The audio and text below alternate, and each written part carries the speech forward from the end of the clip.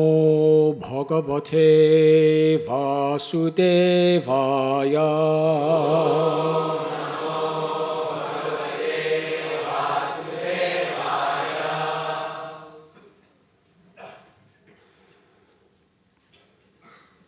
Tathaiva Satyaki Parthai Pujitas Chabibanditaha Nishasadasanenyecha Pujita Paryupasata Tata Eva. Similarly, Satyaki, Satyaki, Paratai, by the sons of Pritha, Pujita, worshipped, Cha, and Abhivandita, welcomed, Nishashada, sat down, Asane, on a seat, Anye, the others, Cha, also, Pujita, worshipped, Paryupasata, sat around. Satyaki also accepted a seat of honor after receiving worship and welcome from the Pandavas, and the Lord's other companions, being duly honored, sat down in various places. Kritam samagatya krita bivadanas tayati hardadra drishabhirambita apristavam stam kushalam sahasnasham pitris vasaram pariprishta bandava. The Lord then went to see his aunt, Queen Kunti. He bowed down to her, and she embraced him, her eyes moist with great affection. Lord Krishna inquired from her and her daughter-in-law, Draupadi, about their welfare, and they in turn questioned him at length about his relatives in Dwarka. Purport. Vishwanath Chakravarti Thakur envisions that as Lord Krishna was sitting on his seat, he saw his aunt Kunti approaching in great eagerness to see him. He then rose at once, quickly went up to her and offered his obeisances. Her eyes moistened with extreme love. She embraced him and smelled his head. We are reading today from the Srimad Bhagavatam, Canto 10, Chapter 58, entitled Krishna Marries 5 Princesses, texts 6 and 7.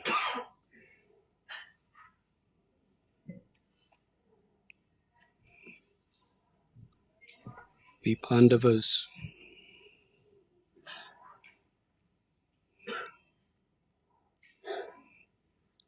who were great devotees of Krishna. The eldest brother, Yudhisthira, was truly a well-wisher for everyone.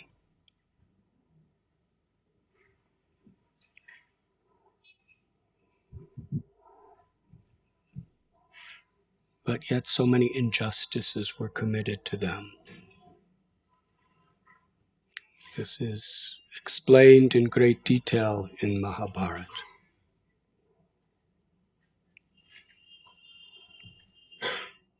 Kunti was the sister of Vasudeva, who became the father of Krishna. and Balaram. Surasena, their father, promised Kunti Bhoja, who was his relative and who had no children, that if he ever had a daughter, he would place her under his care.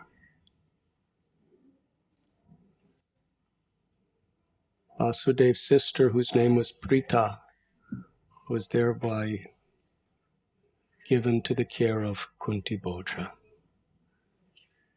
and thus she was called by the name Kunti. And we know the story, how she was so beautiful in her character, in her actions, in her words, in her physical appearance, in every way. Durvasa Muni came to visit King Kunti Bhoja.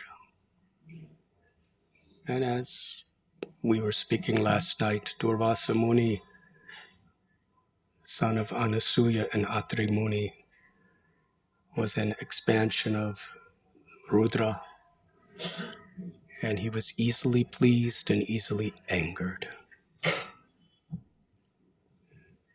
When he was angry, it was devastating.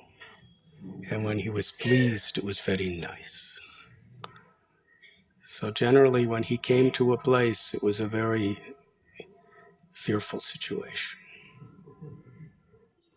It's like when an important guest comes, there's usually some fear. You don't want to displease him.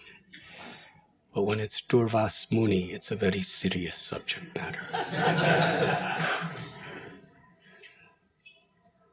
So Kunti Bhoja had his lovely daughter Kunti take care of him. And by her graciousness, her kindness, and her absolute genuineness, she just had nothing but good inside and out. Sometimes great sages like Durvasa, if they detect any anartha or unwanted quality in you, they know exactly how to make it explode. But Kunti had no qualities except her goodness. So she served him so pleasingly, with so much effort and care, that he gave her this benediction, a mantra, where she could call any demigod, any of the devas. She just meditates, chants the mantra, they will immediately appear. She was just a young girl, very small. After Durvasa Muni left with this blessing, she was just curious. Because a young girl being given a mantra like this, naturally you want to try it. So one morning she saw the sun rising, such a beautiful sunrise. And she meditated on Surya and chanted the mantra, and Surya came. And she didn't know what to do actually, because Surya is a very powerful deva, and she's a little girl. So she served him nicely and offered prayers to him. And he said, if I come, I must give you a child. That is my rule. But she said, how can you give me child? I'm just a little girl. He said, by my deva-like powers, you will remain a virgin. And then a child was put in her womb and was born really quickly, because devas don't have to go through all these months of labor and like earthly people. And the child was born from her ear. And therefore he was given the name Karna. But she didn't know how to explain this to her relatives. Now think of yourself being a little girl, and all of a sudden there's this little baby who has golden earrings and a chest plate.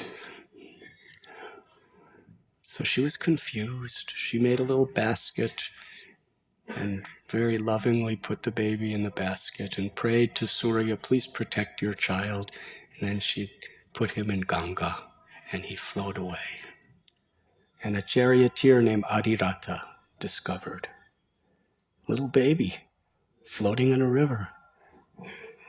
And he and his wife Radha were childless. So they've considered this to be a great blessing. And they loved this child as their own child and raised him with such affection. Meanwhile, later on, the great King Pandu, born of Vyasadeva, his two brothers Dhritarashtra and Vidura. But of the three, Pandu was the most heroic and powerful.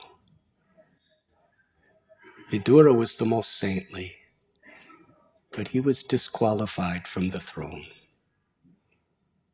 Dhritarashtra was the eldest, but because he was blind, he was not qualified. Meanwhile, Pandu was so powerful that he literally took his armies and conquered the entire earth. But he was fair. He was a man of Dharma. He didn't exploit. He didn't unnecessarily plunder. He actually brought real justice in places where there was so much injustice. And he came to the Swayamvara, and there Kunti gave her heart to him. They were married.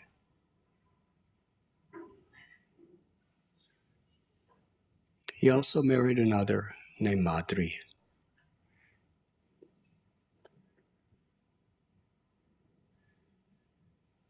You know the story. But somehow or other, Pandu made a serious mistake. After he conquered the world, he went with his two wives into the forest just to live peacefully. And somehow or other, the way this world works is whoever we are, we sometimes make mistakes. And sometimes those mistakes can create such reversals. So he was cursed that if he ever touches a woman, he would die.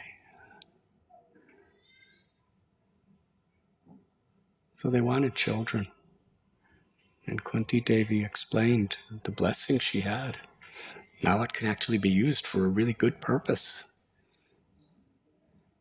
And Pandu said, call Yamaraj, Dharmaraj. He's the most pure, sinless Mahajan, the upholder of the highest religious principles.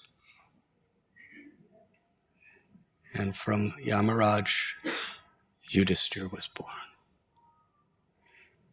Most powerful of the Devas is Vayu, the Lord of the Wind. So on Pandu's recommendation, Kunti called Vayu and Bhima was born. And from Indra, Arjuna. Kunti gave the mantra to Madri, and she meditated on the Aswini Kumars, two brothers, and from them, Nakula Sahadev.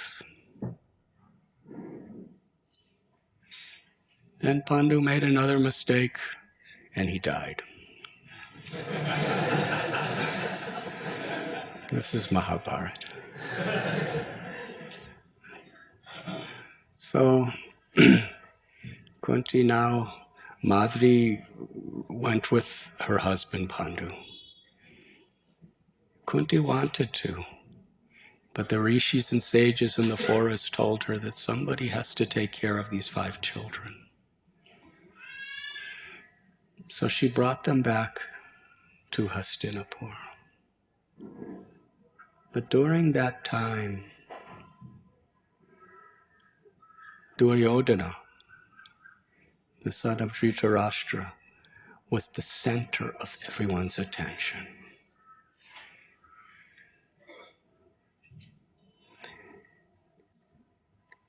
Gandhari was pregnant. Gandhari was the wife of Dhritarashtra. At the same time that Kunti. But what happened is Kunti gave birth to Yudhisthira first. And Gandhari later became disturbed. And out of anger, she hit her womb, and a hard lump came out. And she didn't know what to do. She was about to throw it away. Then Vyasadeva said, I already gave you a benediction, you will have 100 sons. So he made 100 pots and put some ghee in it. And then by his mystical powers, that lump divided into 100 parts, and each one was put in a pot. And the firstborn was Duryodhana. And as soon as he was born, everything possible inauspicious started happening everywhere around. And this little child, a baby, little babies, they cry. They go, Well, when Duryodhana was born, he didn't cry. He shrieked. It was horrible. It's like he was born. It was like, people's. It's like, it was evil. It was just total evil coming out of him. People were shocked. And all these terrible things were happening everywhere around. And Vidura and others told Dhritarashtra, you should get rid of this son. You already have 99 others, but get rid of this son. Because he's going to do nothing but cause horrible, horrible consequences to his life. But Duryodhana was attached. Dhritarashtra was attached to his firstborn. And soon, from the other pots, all these little children started getting born, and they were the 100 sons of Dhritarashtra. Now, while Pandava was in the forest, Pandu, with Kunti and his 5 children, they were there for many years. Pandu actually was very much loved by Dhritarashtra. Because after all, he's the one who created the Kuru kingdom in the way it was. And he entrusted it all to Dhritarashtra until his eldest son, Yudhisthira, was old enough to take the throne. So that was the agreement. Dhritarashtra would rule the kingdom until the rightful king was of age. But while the Pandavas were gone, Duryodhana, he was so wicked, even as a little boy, and so envious. But at the same time, he was incredibly skillful. He had a brilliant intelligence. He was great at fighting with weapons. He was very, very managerially inclined. He could get almost anything done. So it was very impressive. And because he was like the eldest of the princes, in the absence of the Pandavas, he was getting so much attention. And in this world, it's human nature. The more we get, the more we become attached to what we have. Detachment is very simple. Prakrite kriyamanani gunai karmani sarvasha ahankara vimudhatma karatahamiti manyate. Detachment is to understand whatever I have is God's property. whatever intelligence, whatever abilities, whatever influence I have over others, it's all given to me by the higher power of God's grace. Nothing is mine. Bhoktaram jagatapasam sarvalokamaheshwaram suhradam sarvabhutanam gyatvam shantim rachjati. Krishna tells in Gita what the acharyas declare to be the peace formula. Because people in this world want peace. There's so much war and so much conflict, so much unhealthy, destructive, envious competition in this world. And there's so many organizations and campaigns to bring about peace. And many of them are very helpful. But according to the Bhagavad Gita, they are only dealing with the symptoms of the problem. However much you treat symptoms, if the core disease is still present, then another symptom will come, and then another and another. And sometimes there are just so many symptoms you can't even deal with them anymore. So Krishna tells the peace formula. He goes right to the very core of the heart of the disease that disturbs people's peace. And he explains, one can attain true everlasting peace if they just live by three principles. That Bhagavan, Sri Krishna, is the proprietor of everything that exists. Sarva Loka Maheshwaram. Sarva Loka means every planet in every creation is the property of God. He's the creator, he's the maintainer, and ultimately he withdraws it. It's according to his will. Nothing is mine. And ultimately the Lord is the supreme enjoyer of everything. Samsadir Haritoshana. That means if everything is God's property, everything should be used in harmony with God's will. And Surada Sarvabhutana. And that one Supreme Lord, who is the Father, the Mother of every living being, is the most intimate, ever well-wishing, best friend of all beings. This is very important.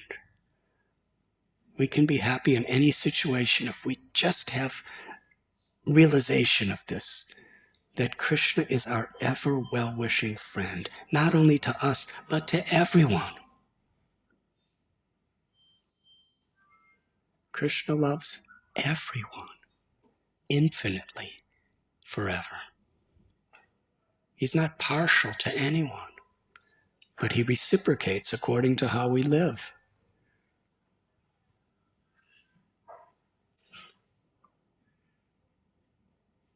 So Krishna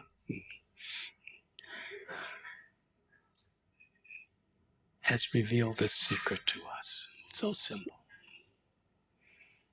But Duryodhana, he was so much intoxicated and infatuated by the respect and the power he was getting because he had no rival. His father was blind and old and disqualified in so many ways, and there he was, the next ruler.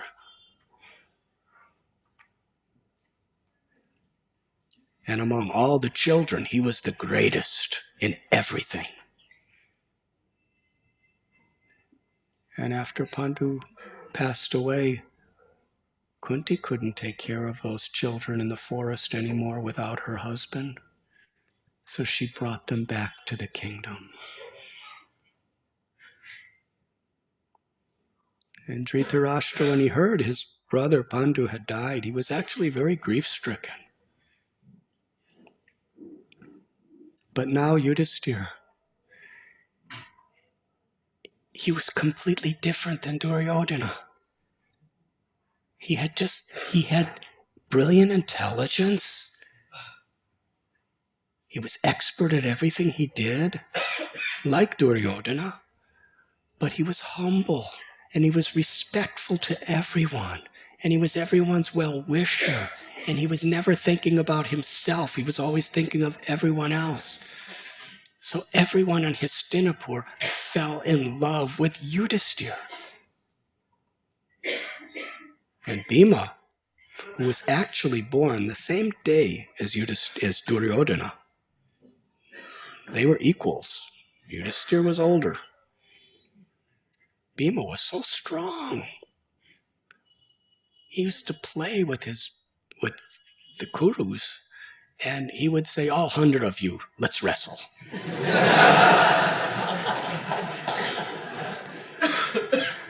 And these Kurus, they were really arrogant little kids. They were spoiled like anything. They were expecting to be the kings, the rulers, the everything. And Bhima would just throw them around like toys. And this really insulted them. Not only does everyone love Yudhisthira, but Bhima always defeats us. And Bhima, he would defeat them, and he had no animosity, he had no envy. For him, it was just play. He would just beat them up. That's what little Kshatriya kids do. But it was just play for him. There was no ill feelings. But for Duryodhana and his brothers, it was intolerable.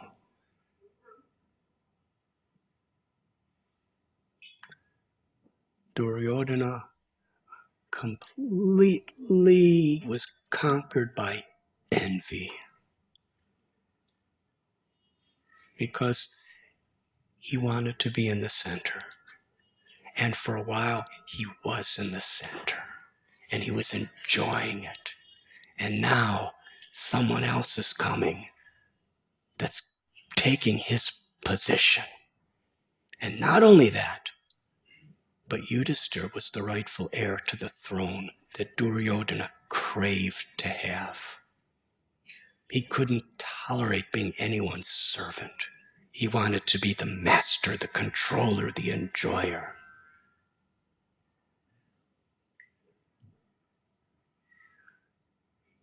Usually in this world, you're not envious of somebody who could do something that you don't know how to do. You're usually envious of somebody who does the same thing you do, but better. Yes? Just like, if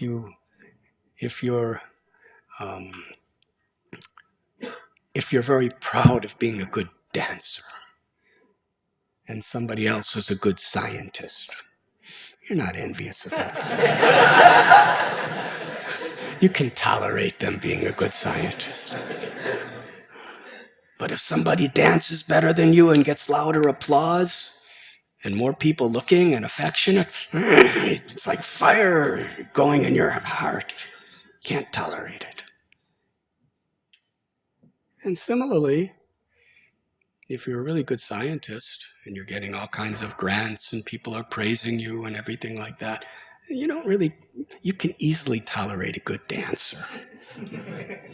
But another scientist, that's human tendency. Where we're getting our enjoyment of certain types of adoration, distinction, profit, it's very, very difficult to tolerate somebody who's actually getting more attention and getting more profit and being more successful.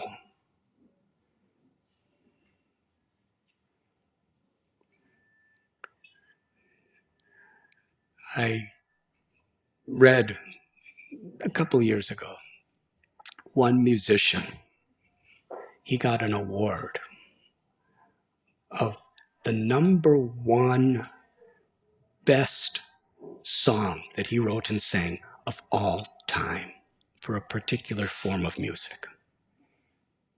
And there were hundreds and thousands of songs by some of the greatest artists. But his was voted to be the number one song of all, the greatest song of all time.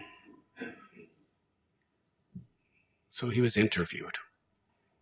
This is the most prestigious award a musician can get in one sense. He wrote and sung the greatest song of all time. They asked him, what is your feeling getting this award? He said nothing. Because in a couple of years, some other song will be voted better than mine. It's true. Records are broken. Krishna tells us in the Gita that our real happiness should not be in the results of what we do, but in the quality of the consciousness in which we do it. Krishna tells Arjuna, do not be attached to victory or defeat, success or failure, pleasure or pain, honor and dishonor. Be attached to Dharma. And the highest Dharma is bhakti. Yat karosi rashnasi yajjohoshi dadasya.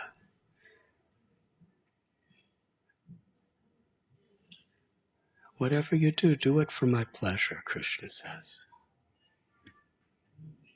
It is our devotion that pleases Krishna. There's so many examples of this. Duryodhana himself, I'm skipping way ahead from this story. But when the Pandavas and the Kaurus, when it was inevitable that there was going to be a war, Duryodhana wanted to get Krishna on his side. And he was so expert. He was really brilliant. Sometimes we just think of Duryodhana as being just a mad, crazy, envious person. He was. But he was also, in order to get his way, he could be the most refined, charitable, intelligent person. And he knew how to win people over. He would treat them with such respect and give them so many gifts that they were obliged to be on his side. So he invited Krishna to his palace. And he had the best dancers and the best cooks and the best interior decorators, and he had the most wonderful gifts, everything, just to show Krishna how much he's going so far out of his way to give Krishna happiness. And then Krishna's going to, when he asks Krishna a favor after he's doing all that, Krishna's going to be obliged to be on his side. But Krishna doesn't care anything for things. He's concerned with our love and devotion. All the preparations were made. And Krishna knows just how to teach good lessons. He walked right by Duryodhana's house. The whole reception's there waiting. He just walked by, didn't even look. Now that's an insult. And then he went to Vidura's house. Vidura wasn't even expecting him. Kunti Devi was living with Vidura while the Pandavas were in exile. And Vidura didn't have anything prepared for him. And according to the story, they just gave Krishna a banana. And according to how some people tell that story, Vidura and his wife, they were so nervous that Krishna just showed up at their house that they peeled the banana and threw the banana out and gave Krishna the peel. And Krishna ate it. And he was completely satisfied. He was more happy with this little offering of love than all of the things, the crowns and the jewels and the sumptuous food that Duryodhana had prepared for him. Because Krishna sees the intent. The only thing that satisfies the heart is to love and be loved. And any gift, its value is only in the love in which it is given and received. That's the only value to the heart. The material worth of something can give some fleeting attachment to the mind and senses. Can't touch the heart.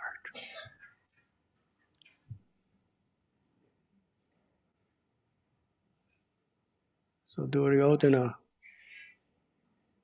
and his brothers, they were so envious. Because everything they wanted the affection, they wanted the respect, they wanted the attention of in any way from all the citizens, and they were getting it. And they loved it, and they were attached to it. And here comes the Pandavas, and they didn't even want it. It just came to them anyway because they were so good.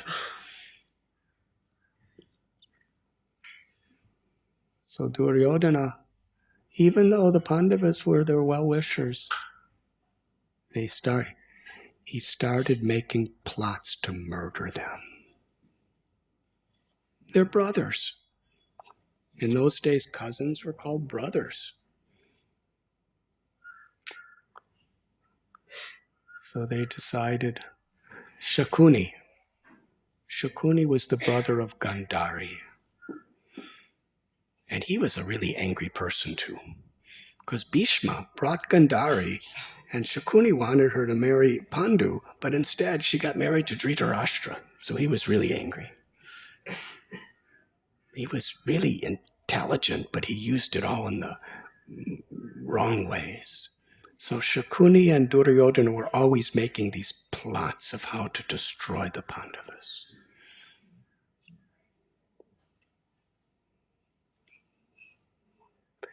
And they're intelligent.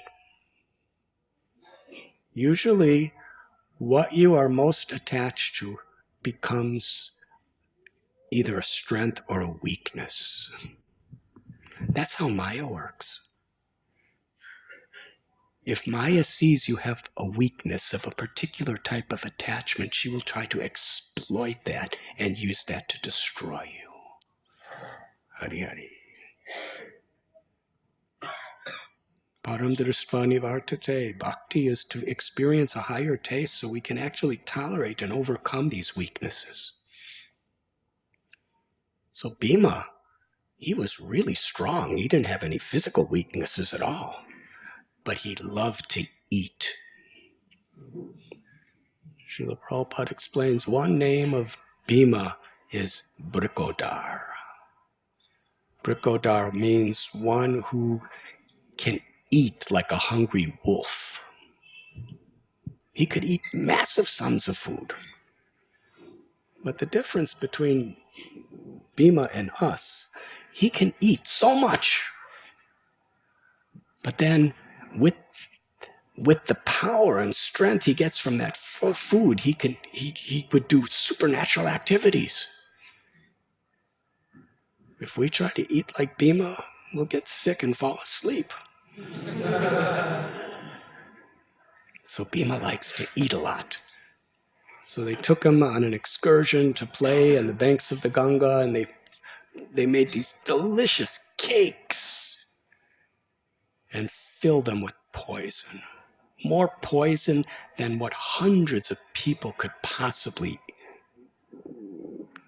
It would kill hundreds of people, grown men, and Bhima was just a boy. And he ate it all. And he still played all day.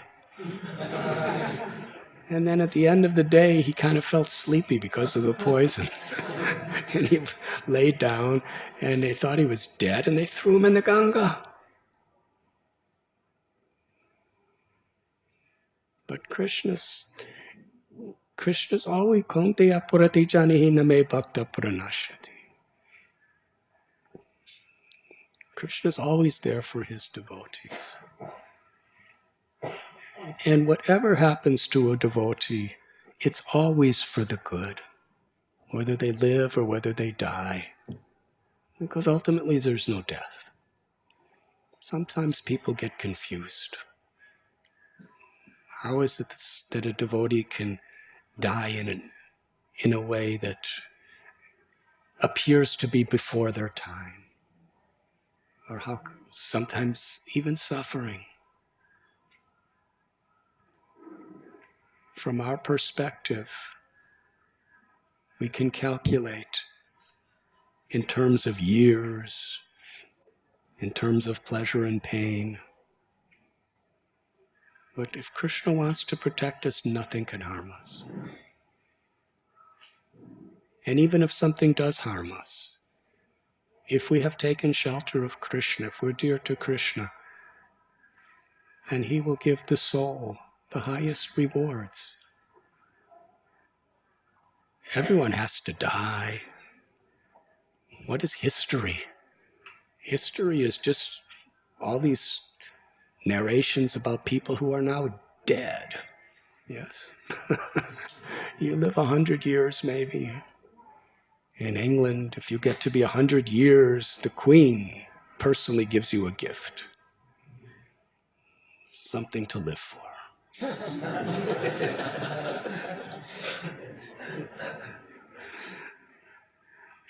It's a good thing, but how long are you going to be able to enjoy that gift? So the Srimad Bhagavatam tells us, better one moment of full consciousness than a long, long life wasted in material consciousness. Some of the greatest people throughout history live very short lives, but they changed the whole world by the qualities of their life. So Krishna had a purpose for Bhima. So while he was underwater, these snakes started biting him. Now for most of us, we don't want to get bit by snakes. But these snakes neutralized the poison that was in Bhima. And he was empowered. And he came out of the water more powerful than ever before.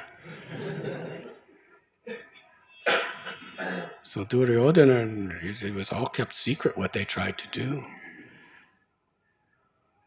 It made them even more determined. And then Duryodhana was telling his father, Dhritarashtra, they must be killed. They have to be killed. Otherwise, they're going to be the kings. What about me? Dhritarashtra said, what about you? Yudhishthira's a good older brother. He said, no, I'll commit suicide if he becomes king. And you'll be responsible. So Dhritarashtra was really, he was in Maya. He was under the influence of his son. And he was attached to his son. And by associating with his son, he was becoming like that. And meanwhile, Bhishma and Vidura, they were watching this whole thing happening and they were brokenhearted by it. Vidura was always giving Dhritarashtra good advice. Vidura was the younger brother. He was the most qualified. But just because of some technicality in his birth, he was not given certain rights. But he was the most qualified. He was completely the well-wisher of everyone. He had no animosity, no enmity in his heart. He loved Krishna. Krishna was his nephew, kind of. He loved everyone. And he was always giving Dhritarashtra good advice. And Dhritarashtra would hear it. And Dhritarashtra knew that Vidura is my best friend. He's my well-wisher, and everything he says is right. But then he would hear from Duryodhana. And due to his attachment to Duryodhana, he would always go along with him. What a troubled life he had.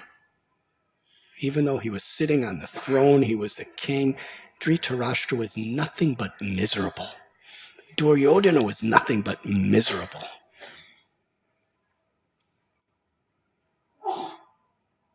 So they made another plot. Varnavat. It was a beautiful place. And there was a big festival to celebrate Lord Shiva that was coming up. It's like a vacation place. I guess, what is that place? Mahabaleshwaram, or wealthy people from Mumbai like to go there, and they have their homes there to kind of go on holidays. Well, Varnavat was like that. It was a very, very nice place. So let's send the Pandavas there and promise them a nice vacation, and they can celebrate this beautiful festival from Lord Shiva, and everyone will be so happy that they're there. So Dhritarashtra was inviting them there. It was all a plot. And Yudhisthira Maharaj, he was so respectful to his uncle, but in his mind he was thinking, why is Dhritarashtra sending us but not his own children? And why is he all of a sudden so nice to me? And he's offering us so beautiful vacation, holiday, and all. He says he's going to build a brand new palace just for us to live there, just for a vacation for some time. He was mysteriously nice. So Yudhisthira respectfully understood something's happening.